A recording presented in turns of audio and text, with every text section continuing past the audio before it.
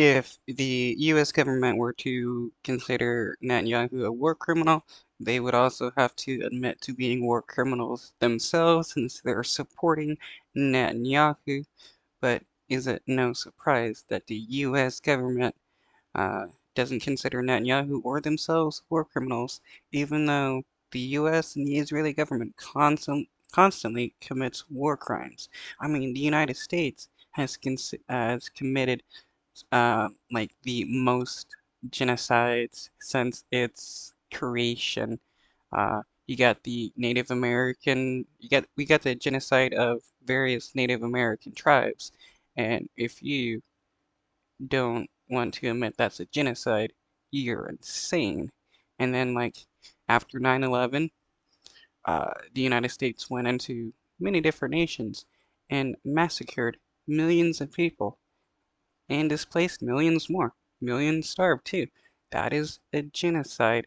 Uh, you can't invade a nation and kill, millions of people and not be a war criminal. It is just truly insane how the United States wants to act like it has some kind of moral high ground compared to any other nation in the world. The Prime Minister of Israel is, in the judgment of the Chief Prosecutor of the International Criminal Court, a war criminal. Isn't posting an alleged war criminal in the Oval Office undermining of credibility and moral authority? No, because we don't consider him a war criminal. But the International Criminal Court does. We don't agree, and as we've said before, we don't find the ICC's finding to be relevant or appropriate in this case. It is wild how the United States is quick to scream at Russia for committing human rights violations in crimes, or China or any other nation, while they are committing war crimes themselves.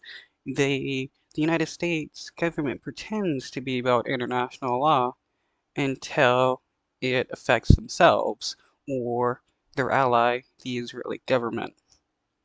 We don't find him to be a war criminal. He's an ally and a partner and a friend.